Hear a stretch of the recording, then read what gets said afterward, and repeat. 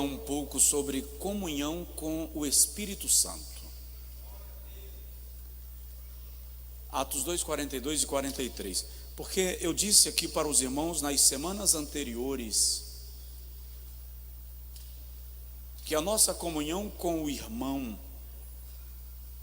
precisa ser reflexo da nossa comunhão com Deus.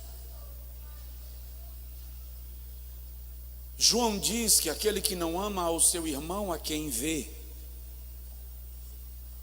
não pode amar a Deus a quem não vê. E ao longo das 4 semanas anteriores, quando eu falei sobre comunhão com Deus e comunhão com Jesus Cristo, e os privilégios da comunhão com Deus, e os privilégios da comunhão com Jesus Cristo, eu disse aos irmãos repetidas vezes que o conceito de comunhão com Deus, que não inclui a comunhão com o irmão, é um equívoco. Atos 2, 42 e 43 diz assim, não vou pedir para você ler comigo em voz alta, porque essa máscara está lhe incomodando, e a sua voz não está saindo com liberdade. Então, eu vou ler e você vai no seu coração repetir esse texto e na sua mente também. E perseveravam na doutrina dos apóstolos, e na comunhão, e no partir do pão, e nas orações. E em toda a alma havia temor. E muitos sinais, ou muitas maravilhas e sinais, se faziam pelos apóstolos. Quantos dizem amém? Pastor Josué, onde é que tem comunhão com o Espírito Santo aqui, pelo amor de Deus? Primeiro é preciso lembrar, aliás, diga comigo assim: Espírito Santo, fala com a gente. Amém. É preciso lembrar primeiro que o livro dos Atos dos Apóstolos, que é o único livro histórico do Novo Testamento, retrata os atos do Espírito Santo através da igreja do primeiro século. Só para o irmão ter uma ideia da amplitude da ação do Espírito Santo através daqueles irmãos, basta lembrar que em Atos 2, a presença do Espírito Santo era tão real, que a Bíblia diz que foram vistas línguas repartidas como que de fogo. Não diz que foram ouvidas, diz que foram vistas. E todos começaram a falar em outras línguas. Lá na frente, os visitantes de Jerusalém dizem: nós os ouvimos falar em nossa própria língua. Mas antes de ouvirem, as línguas foram vistas. É tanto que o texto usa 2 vocábulos para falar das línguas em Atos 2. Usa o termo glossolálias e usa o termo dialectos. Quando diz foram vistas línguas repartidas, o termo é glossolálias. Quando diz e começaram a falar em outras línguas, o termo é dialectos. Para denotar na primeira referência que o vistas ali não é metáfora, não é figura, é literal. Então o livro de Atos, alguns estudiosos inclusive chamam de Atos do Espírito Santo, porque é a igreja primitiva sendo impulsionada pelo Espírito Santo para cumprir a sua missão.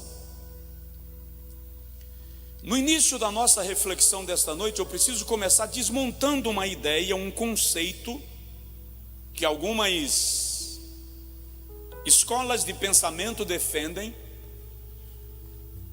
e nós, sem defendermos isto teologicamente, às vezes terminamos acreditando de maneira subjetiva de que o Espírito Santo é apenas uma nuvem, uma energia, uma força de Deus operando no homem. Equívoco. O Espírito Santo é uma pessoa, pessoa da Trindade Santa. O Espírito Santo é Deus. E só para você ter uma ideia, o Espírito Santo é Deus habitando em nós. Só 10 crentes ouviram, eu vou repetir para lhe dar a chance. O Espírito Santo é Deus habitando em nós. João capítulo 14, versículo 16 e 17. Se o pessoal da mídia puder projetar pelo menos a referência, para quem está anotando ter mais facilidade. João capítulo 14, versículo 16 e 17, Jesus diz assim: eu rogarei ao Pai, e Ele vos dará outro Consolador, o Espírito da verdade, o qual o mundo não vê, nem o conhece, mas vós o conheceis, porque Ele estará convosco e habitará em vós. Alguém me ouviu? Diga amém. Ele habita em nós. Na primeira carta de Paulo aos Coríntios, capítulo 3, versículo 16 e 17, Paulo diz que nós somos o santuário de Deus, e que o Espírito de Deus habita em nós. Não ouvistes que sois o santuário de Deus, e que o Espírito de Deus habita em vós? Se alguém destruir o santuário de Deus, Deus o destruirá. Na maioria das vezes, nós crentes transitamos na terra e não nos conscientizamos da verdade mais poderosa da vida cristã depois do Calvário. Por que depois do Calvário? Porque a verdade mais poderosa da vida cristã é: Cristo morreu por nossos pecados, ressuscitou para a nossa justificação e está sentado à destra de Deus, onde intercede por nós. A segunda verdade mais poderosa da nossa fé, do nosso credo, é: o Espírito Santo foi enviado para habitar no crente e intercede por nós diante de Deus nas nossas orações. Então nós transitamos no mundo e na maioria das vezes não nos lembramos que o Espírito de Deus habita em nós. 1 aos Coríntios, capítulo 6, versículo 19 e versículo 20, Paulo diz assim: fostes comprados por bom preço. Glorificai, pois, a Deus no vosso corpo e no vosso espírito, o qual pertence a Deus. E aí ele reafirma que o Espírito de Deus habita em nós. Segundo aos Coríntios capítulo 6, Paulo não só afirma que o Espírito de Deus habita em nós, como diz assim: neles habitarei e entre eles andarei. Alguém me entendeu? Diga amém. O Espírito de Deus está aqui. E mais do que isso, o Espírito de Deus está em você. Onde você vai, onde você transita, onde você caminha, o Espírito de Deus está presente na sua vida. Paulo escreve aos Efésios, capítulo 2, versículo 20 a 22, e diz assim: edificados sobre o fundamento dos apóstolos e dos profetas, do qual Cristo Jesus é a principal pedra angular. Vós sois conjuntamente edificados nele para a morada de Deus em espírito. Você não está entendendo? Presta atenção. O mundo pode desabar, você pode ficar sem um conto no bolso, tudo pode estar acontecendo, mas o Espírito Santo está dentro de você, habita em você, mora em você, e isto é extraordinário. Por isso que João, na sua primeira epístola, capítulo 2, versículo 27, diz assim: vós tendes a unção do Pai. Ele está falando ali da presença do Espírito Santo morando em nossa vida e confirmando que nós somos eleitos do Senhor, escolhidos do Senhor. Para vivenciarmos a comunhão com o Espírito Santo, a primeira coisa que nós precisamos ter consciência é da sua presença em nós. Porque alguns de nós vai orar e de algum modo a impressão que nós temos é que o Espírito Santo vai entrar num ônibus da companhia X em Salvador e vem para a Feira de Santana, enquanto a gente ora, para nos visitar na nossa oração, quando na verdade Ele já está dentro de você. E de maneira linda e extraordinária, a Bíblia diz que é Ele quem leva as nossas orações a Deus. Quando Jesus fala acerca da obra e do ministério do Espírito Santo, em João capítulo 15, versículo 26, Jesus declara que o Espírito Santo veio para nos ensinar, nos dar testemunho dele, de Jesus. O Espírito Santo veio para comunicar Jesus ao nosso coração.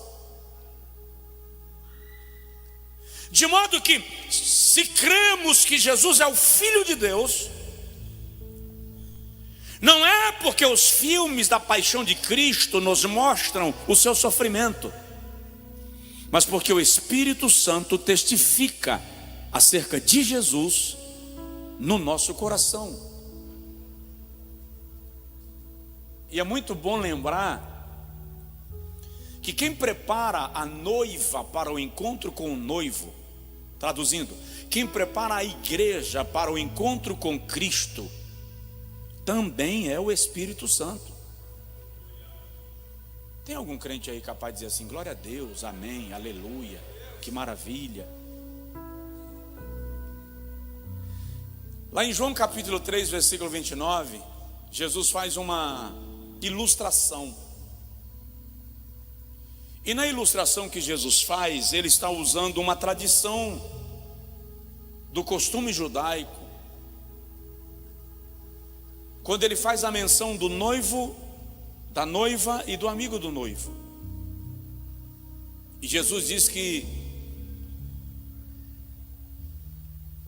o amigo do noivo é quem tem acesso. Aquele que tem a esposa, aquele que tem a noiva, é o noivo. Mas o amigo do noivo, que lhe assiste e o ouve, alegra-se muito com a voz do noivo. Assim, pois, já este meu gozo está cumprido. Na versão que está projetada aí, em vez de noivo, está usando o termo esposo. Quem era o amigo do noivo na tradição judaica? Quando o rapaz ficava noivo de uma moça em Israel, ele não podia ir na casa da moça todo dia, como funciona no Ocidente. Na verdade, ele não poderia visitá-la. Estabeleceu o pacto do casamento. Ele tinha que ir trabalhar e preparar a casa. Observação, para rapazes preguiçosos, o sangue de Jesus tem poder.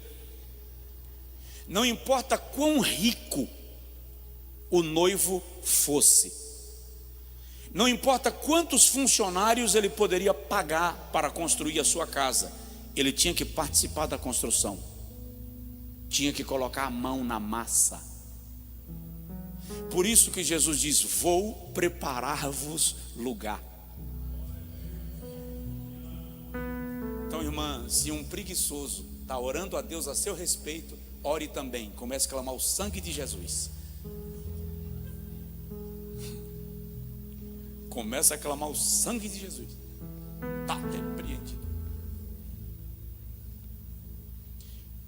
E o noivo dava à moça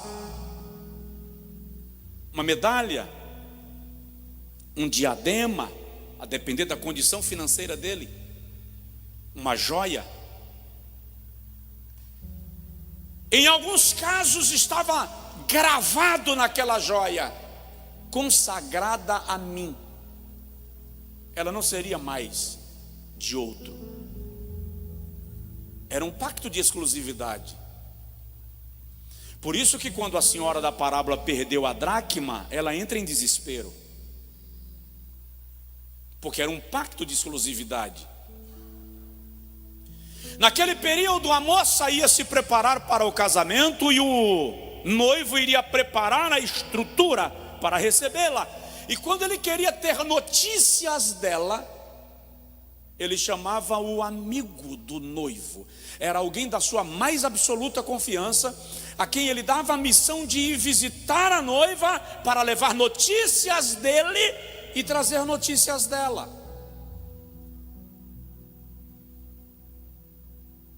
E todas as vezes que o noivo mandava o seu amigo visitar a noiva, ele tinha que mandar presentes.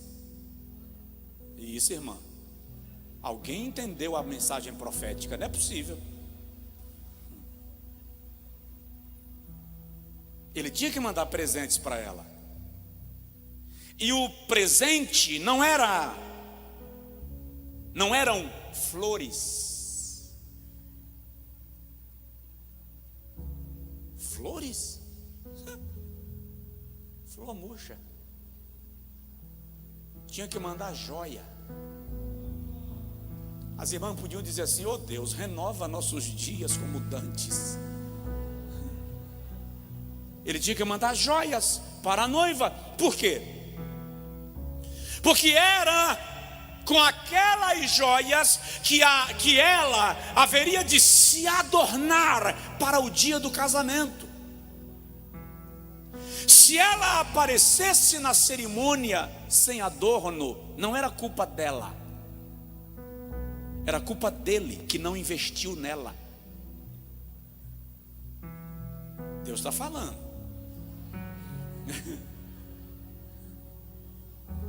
E todas as vezes que o amigo do noivo ia visitar a noiva,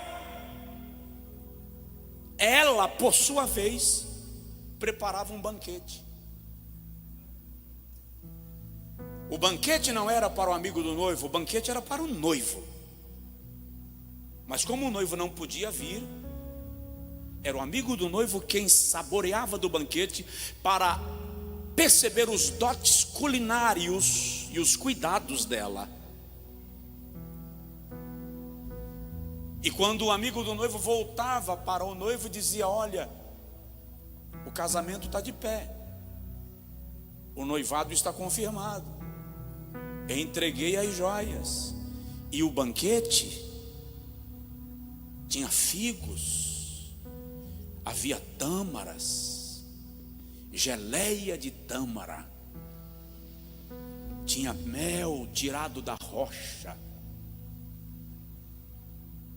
A comida era perfeita, porque aquilo era para o noivo sentir o sabor prévio do que ele iria viver. O que isso tem a ver comigo? Quem é o noivo que deixou uma noiva esperando para o dia do casamento? Quem é o noivo?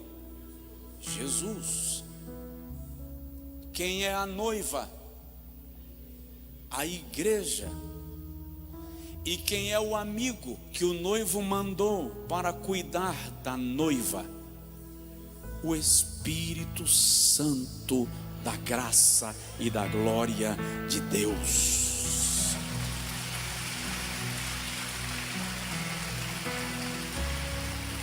E qual é o banquete? Por isso que as pessoas precisam entender que culto não é encontro de fanáticos. Culto não é reunião de gente que não tinha outra coisa para fazer. Culto é banquete. O amigo do noivo está aqui. Os louvores, as orações, a celebração, os aplausos, a adoração, é banquete que é oferecido ao noivo, e o amigo do noivo está transmitindo, encaminhando e dizendo: o noivado está de pé, a aliança está firmada, o casamento está vivo, e a noiva continua esperando a tua vinda ou a tua ida para buscá-la para o encontro mais desejado. Então, ter comunhão com o Espírito Santo é desfrutar do privilégio de assentar-se à mesa com o amigo do noivo. Tem alguém aí? Diga amém. E é bom lembrar que o ministério do Espírito Santo é sublime, excelente. E ele é o executivo das obras de Deus. Quem é o Espírito Santo? Aquele que executa as obras de Deus através da igreja. Deixa eu falar rapidinho sobre isso e a gente para. Aí semana que vem a gente continua. Então deixa eu te falar primeiro, por exemplo, o Espírito Santo foi quem operou na criação. Diga comigo: o Espírito Santo operou na criação. O Criador disse, o Espírito Santo executou. Gênesis capítulo 1, versículo 1 e 2 diz assim: no princípio criou Deus os céus e a terra. E a terra era sem forma e vazia. Por quê? O Criador a criou sem forma e vazia? Não, ele a criou perfeita. Alguns estudiosos sugerem que entre esse versículo 1 e o versículo 2 há uma pequena distância de alguns bilhões de anos. No princípio criou Deus, Elohim, os céus e a terra. Há um espaço de tempo e a terra tornou-se sem forma e vazia. Houve uma catástrofe, houve alguma coisa que a terra tornou-se sem forma. Ali é invisível, envolvida pelas trevas, pela escuridão. Vazia ali é sem vida, não havia habitantes, mas o Espírito de Deus pairava sobre a face das águas. E a expressão pairava aqui é uma expressão semelhante à posição de uma galinha chocando os seus ovos. Ele estava sobre a face das águas, gerando vida.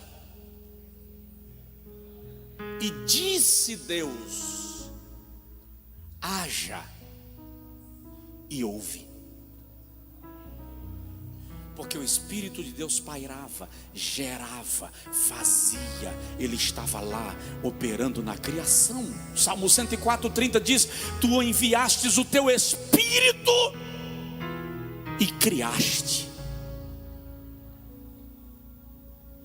Toda a natureza, conforme nós conhecemos e ou não conhecemos, é resultante de uma ação poderosa do Espírito Santo, criando segundo a palavra de Deus. Então, o Espírito Santo participa de maneira poderosa e de maneira gloriosa da criação, de modo que ter comunhão com o Espírito Santo é ter comunhão com aquele que executa a palavra de Deus. Então, essa ideia de que o Espírito Santo é uma luz, é uma nuvem, é uma força, e há quem diga que o Espírito Santo não está presente no Antigo Testamento, é um quadrado equívoco, não é redondo, é um equívoco tamanho de quem não parou para percebê-lo em toda a Escritura. Ele está lá, criando. Diga amém. Segundo, é o Espírito Santo quem inspira as Sagradas Escrituras. É o Espírito Santo quem inspira as Sagradas Escrituras. 66 livros, cerca de 40 escritores, escritos ao longo de séculos, em circunstâncias e culturas diferentes. Alguns desses escritores eram pastores de ovelhas, outros boiadeiros, vaqueiros, reis, pensadores como Salomão, fazedor de tendas, pescadores, sacerdotes ou filhos de sacerdotes. Eles cresceram em ambientes diferentes, viveram em tempos diferentes, em circunstâncias diferentes, e escreveram na caverna, no deserto, na prisão, numa saleta, no calabouço ou num palácio. Mas eles não entram em contradição. Um não contradiz o que o outro disse. Pegue os 40 melhores escritores da atualidade, pague a cada um deles milhões de dólares para que eles estejam em lugares diferentes e escrevam cada um ou 2 livros, e depois reúna esses livros num compêndio e você terá uma enciclopédia, mas não terá um livro uniforme, harmonioso, perfeito, cuja mensagem se repete, se confirma, se reafirma e se estabelece. E qualquer um desses livros, mais 100 anos, estarão em algum museu, estará em algum sebo, estará em alguma biblioteca, mas dificilmente estará na casa de cada pessoa. Mas a Bíblia, o livro dos livros, está na casa do indouto, do analfabeto e do doutor, do cientista e do homem comum, do rei e do plebeu, do rico e do pobre, no Brasil e na China, na África e na Europa, porque a palavra de Deus permanece para sempre.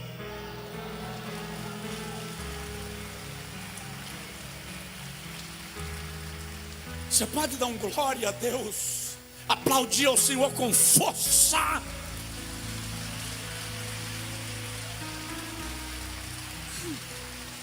E o camarada vem me dizer que na Bíblia contém erro. Com todo respeito, cidadão, erro tem na sua cabeça oca. Ela é a palavra de Deus. Se eu não consigo entendê-la, é uma limitação minha.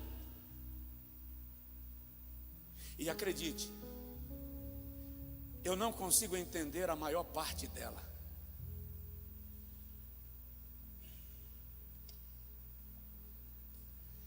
Um simples salmo me coloca em confusão. E eu preciso sentar e queimar pestanas até que os olhos ardam na tentativa de compreender. Aí quando eu percebo que o entendimento não é meramente intelectual, eu chamo o autor. Deixa eu te contar um negócio. Na faculdade, certa feita, a professora passou um trabalho baseado num livro de Leonard Boff, teólogo e filósofo católico. E nós teríamos que fazer um tratado daquele livro. E eu viajei, fui pregar em Brasília, levei meu computador para escrever durante o voo.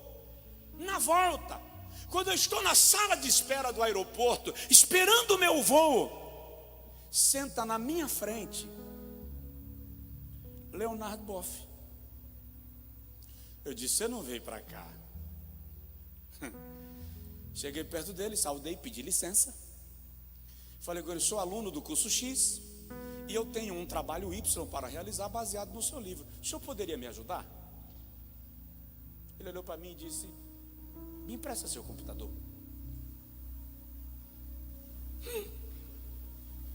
Tu acha que eu precisei fazer mais alguma coisa depois?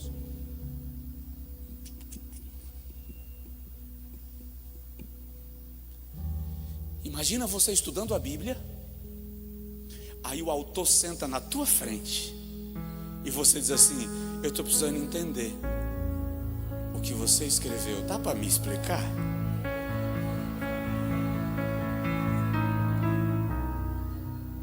Quando você não entender nada, convida o autor.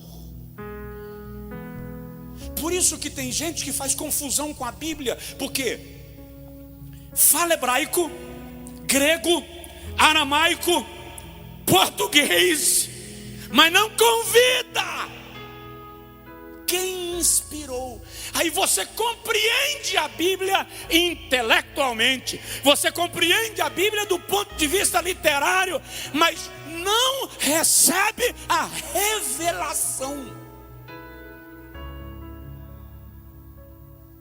Primeira epístola de Pedro, capítulo 1, versículo 21, Pedro diz assim: porque nenhuma profecia é de particular interpretação, porque homens de Deus falaram movidos pelo Espírito de Deus.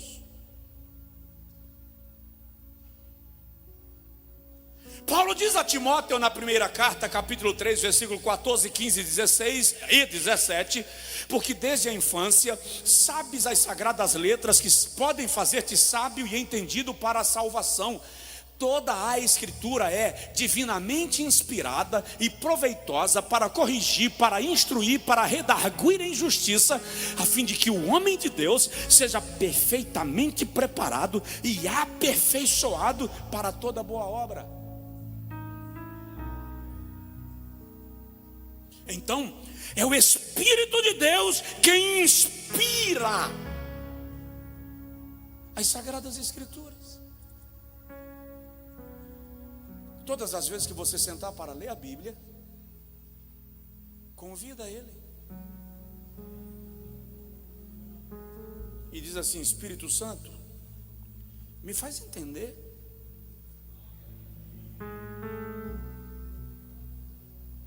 O mais simples salmo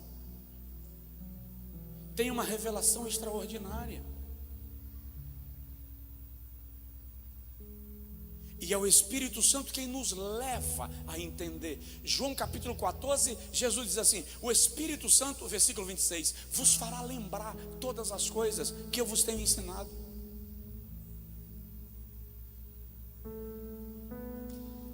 Então presta atenção. Pregação não é meramente capacidade intelectual, é o Espírito Santo fazendo lembrar.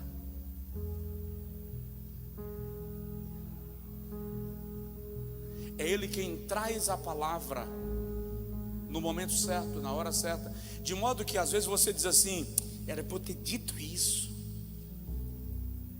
É ou não é? Você que já teve a oportunidade de dar uma palavra, um testemunho, uma ministração, Já teve a experiência de quando terminar dizer assim: planejei dizer isso e não falei. E às vezes você ensaia a pregação na sua mente, ou o ensino, ou o curso, ou a aula, ou a conversa de grupo, e você planeja qual é o ponto principal. Aí quando você termina, você percebe que o ponto principal você esqueceu de falar.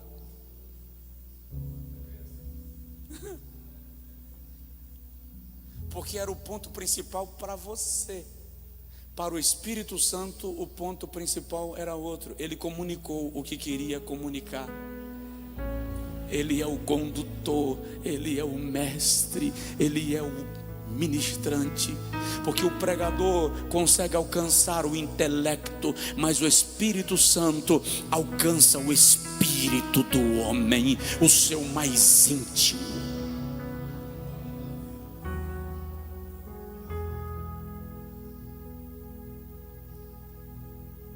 Alguém diz amém? Terceiro,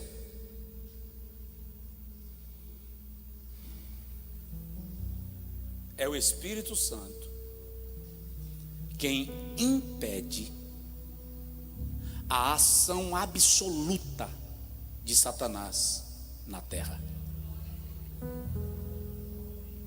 Eu vou repetir para ver se você ou diz amém ou clama o sangue de Jesus. É o Espírito Santo quem impede a ação absoluta de Satanás na terra. Sabe por que depois do arrebatamento Satanás será lançado à terra? Porque o Espírito Santo foi retirado dela. Paulo, escrevendo aos Tessalonicenses, capítulo de número 2, segunda carta, capítulo de número 2, versículo de número 7, até o versículo de número 14, diz assim: porque já o mistério da impiedade opera, somente há um que agora o retém, até que do meio seja tirado. E é interessante que reter aí é mais ou menos isso aqui: mantém o pé na porta. O espírito da impiedade já opera, já está aí, você está vendo. As coisas que estão acontecendo no mundo são no mínimo assustadoras. Mas o Espírito está com o pé na porta. E então, capítulo 2, versículo 8: será revelado o iníquo, a quem o Senhor desfará pelo espírito da sua boca e aniquilará pelo esplendor da sua vinda. A esse cuja vinda é segundo a eficácia de Satanás. Está falando do anticristo, com todo o poder e sinais e prodígios de mentira, e com todo o engano da injustiça para os que perecem, porque não receberam o amor da verdade para se salvarem. E por isso Deus lhes enviará a operação do erro, para que creiam na mentira, para que sejam julgados todos os que não creram na verdade, antes tiveram prazer na iniquidade. A Bíblia está dizendo que aqueles que preferem amar a mentira do que a verdade, viverão debaixo da operação do erro, sob influência daquele que é enviado de Satanás, porque o próprio Deus permitirá a sua manifestação. E por que isso não ocorre ainda? Porque a igreja ainda está na terra. E se a igreja ainda está na terra, o Espírito de Deus ainda está com a igreja. E alguém diz assim: o anticristo já nasceu. O anticristo é o candidato a presidente não sei de onde. O anticristo é o presidente do país XY. Se ele já nasceu ou se está por nascer, eu não sei. Se ele já está governando ou se ainda vai governar, eu não sei. Olha bem para mim, eu só sei e lhe garanto com toda a segurança da minha alma que ele não terá governo sobre a terra enquanto a igreja estiver aqui. Por quê? Porque o Espírito Espírito de Deus está na igreja, e o Espírito de Deus não permitirá a sua ação.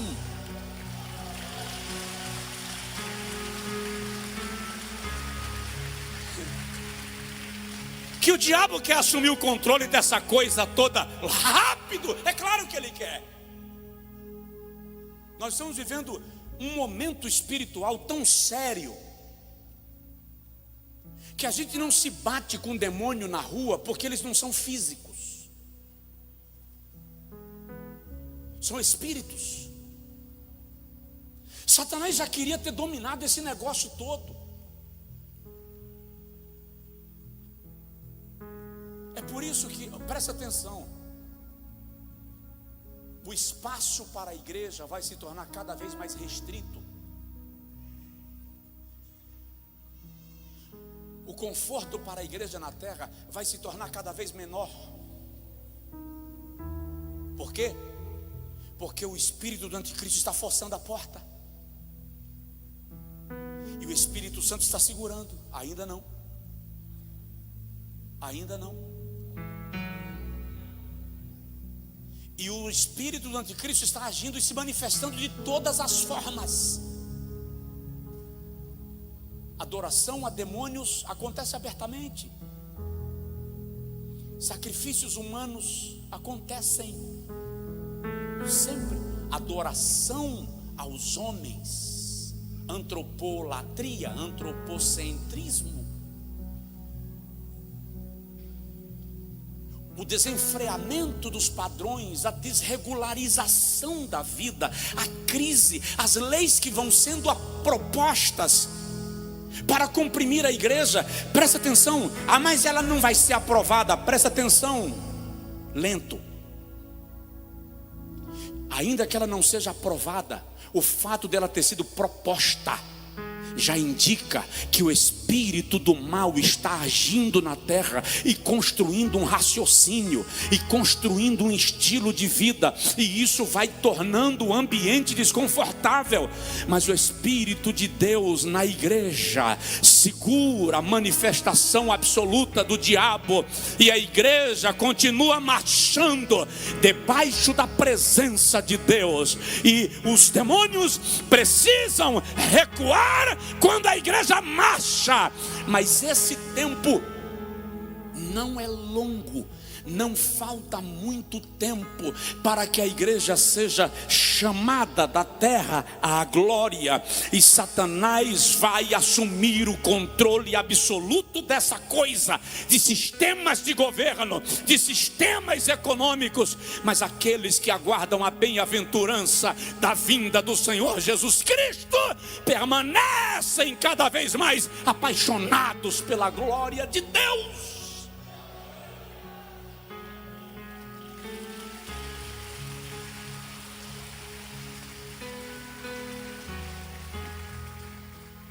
Pastor, não tem que haver um grande avivamento? Eu acredito.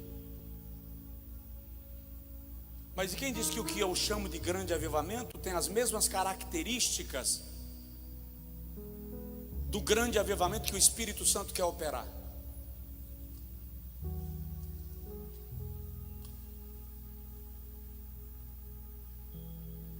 Quem nos garante que muitas vezes situações como uma pandemia nos ocorrem, e não é apenas o filtro de Deus separando quem é de quem não é? Quanta gente desviou agora, só porque não foi ao templo durante 4 meses, 5 meses, esqueceu a fé. Eu não estou falando daqueles que não estão com coragem de vir para o templo ainda, porque estão apavorados, estão amedrontados. Não, porque tem uns que estão assim, mas não desviou não, está na presença de Deus. Mas tem uns que simplesmente, quer saber de uma coisa? Isso é fantasia. E é o Espírito Santo quem controla essa ação do diabo. Então, mantenha-se em comunhão com Ele.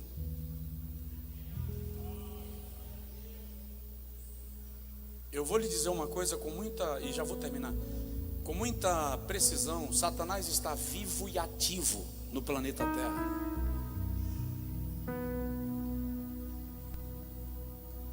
Ninguém disse pelo menos sangue de Jesus tem poder. Penúltimo lugar, o Espírito Santo participa plenamente da obra da redenção. Você sabia que a nossa salvação foi operada por Jesus na cruz, mas o Espírito Santo não estava ausente? Eu vou só citar as referências para a gente não passar do horário. Para começar, Lucas capítulo 1, versículo 26 a 35. Salve agraciada, o Senhor é contigo. E a moça se assusta.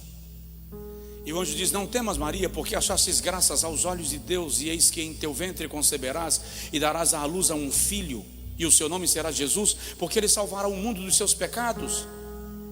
E Deus lhe dará o trono do seu pai Davi, e o seu reino será eterno e jamais terá fim. A virgem pergunta: como? Se eu não conheço o varão? O anjo responde: virá sobre ti o Espírito Santo, e a sombra do Altíssimo te cobrirá. Por isso mesmo que de ti sairá será chamado Santo Filho de Deus.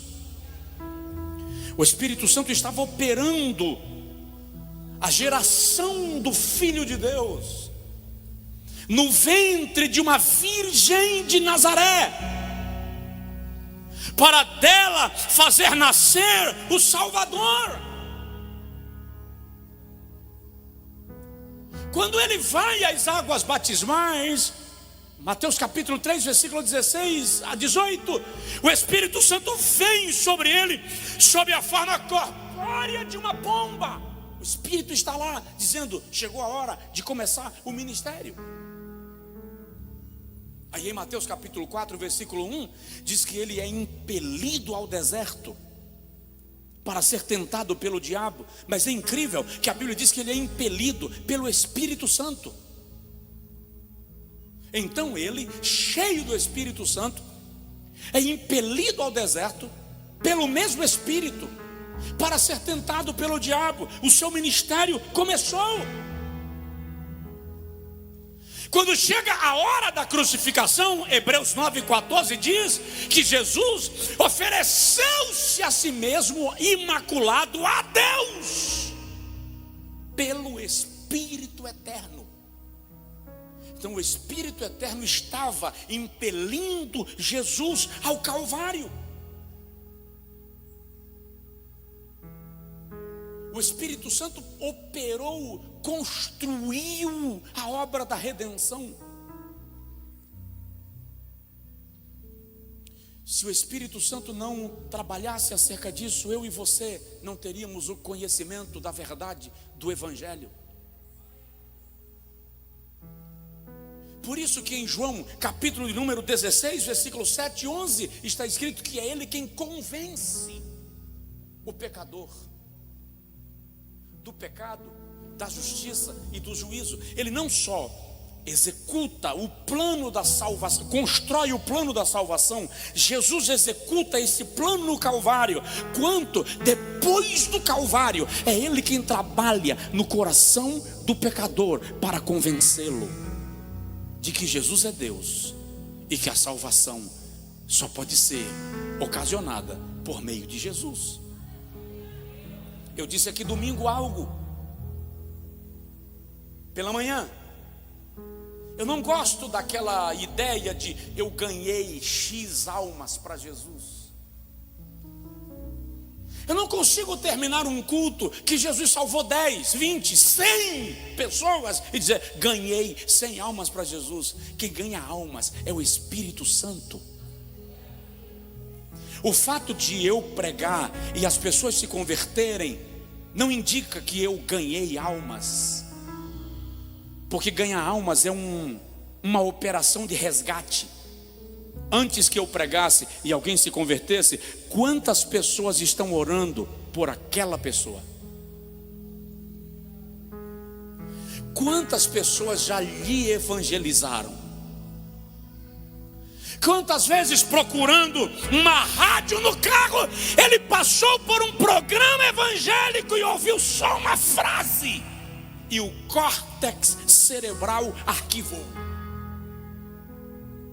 E o Espírito Santo fica lá ruminando e fazendo germinar debaixo do solo. Ninguém viu, mas está lá trabalhando. Aí no dia do culto alguém passou na porta e disse: eu queria te convidar para você ir num culto da minha igreja. Tá, eu vou. Não suporto crente, mas porque você está me convidando eu vou. Mas o Espírito Santo está lá dentro fazendo germinar.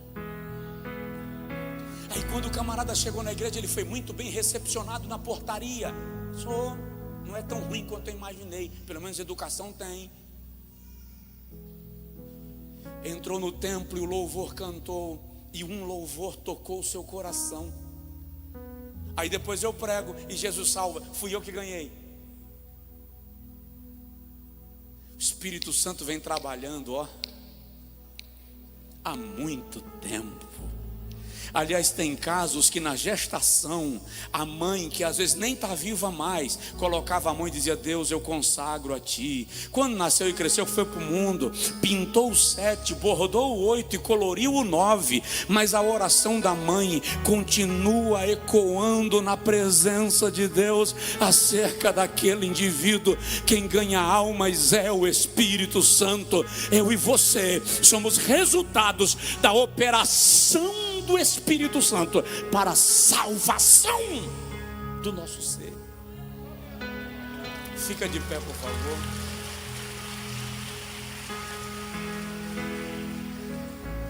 Então eu vou te dar uma palavra. Semana que vem eu continuo nesse assunto. Eu vou falar com você sobre o privilégio da comunhão com o Espírito Santo. Mas eu quero te dar uma palavra. Conversa com ele e diz: Espírito Santo, não larga eu não. Lembra de Davi? Senhor, não retire de mim o teu Espírito. Porque é muito perigoso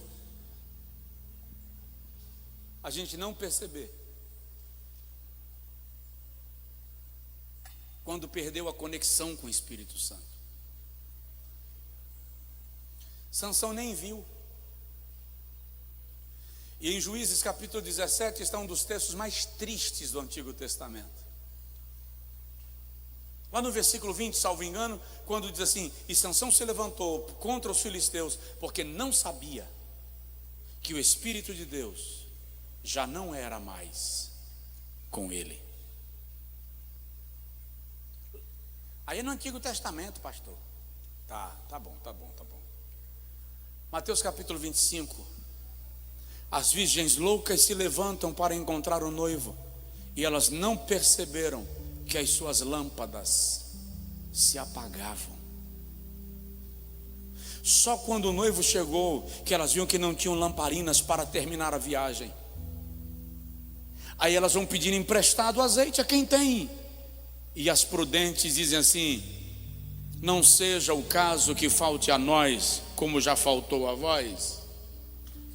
Ide ao mercado e comprai-o dos que o vendem. Só que o mercado estava fechado, era meia-noite.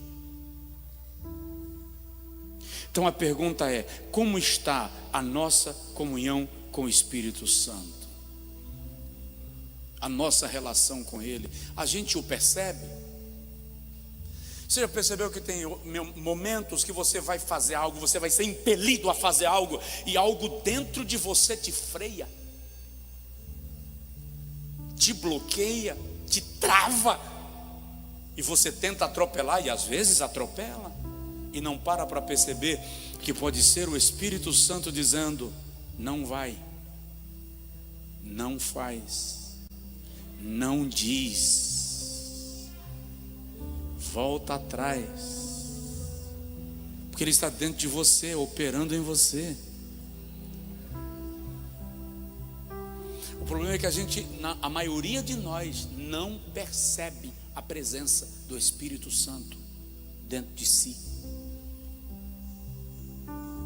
Nós não tratamos disso, nós não pensamos nisso. A gente chega na igreja de qualquer jeito, entra, senta, canta, é uma mera reunião religiosa, terminou, vai embora. E a gente não para perceber o Espírito Santo.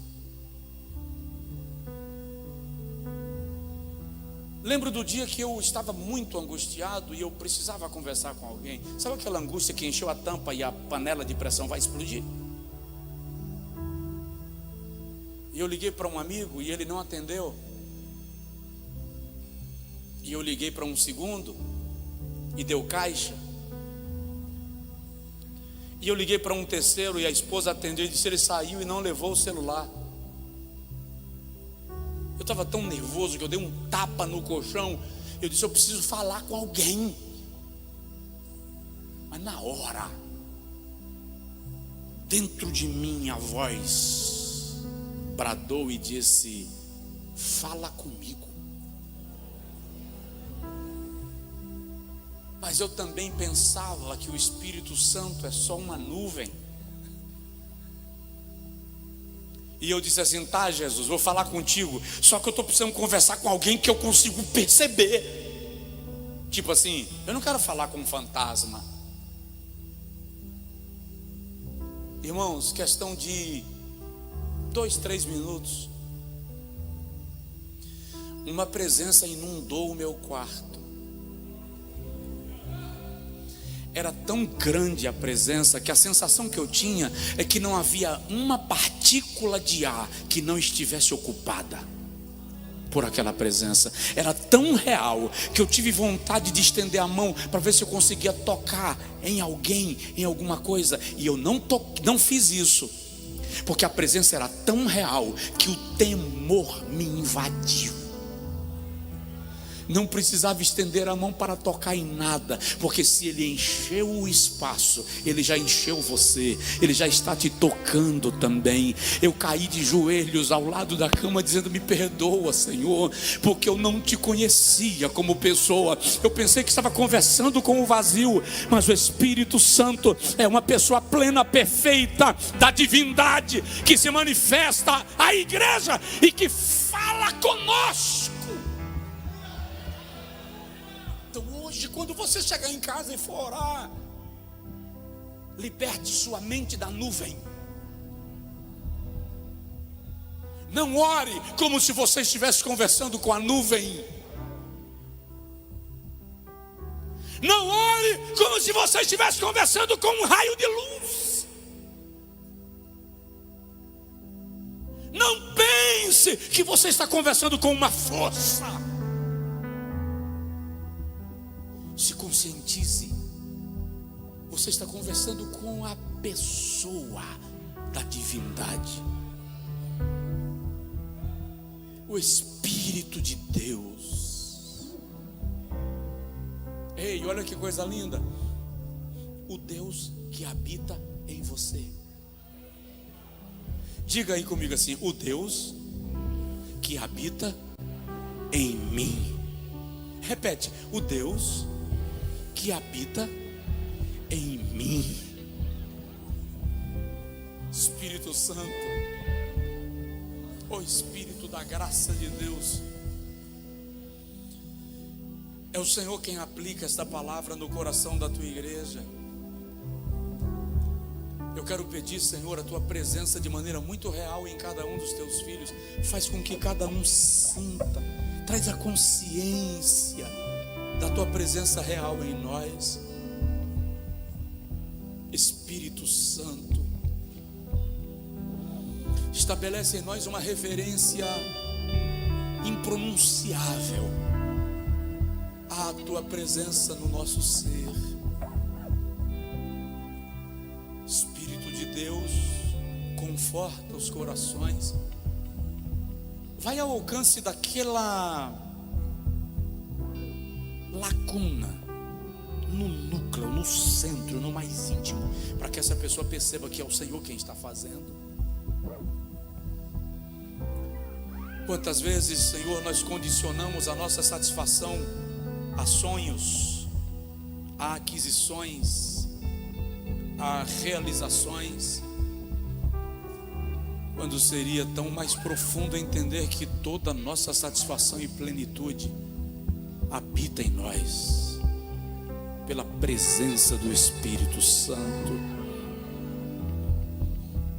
E como sinal da tua presença, Senhor, sopra uma brisa suave, que alcance mais do que o corpo, uma brisa que alcance a alma.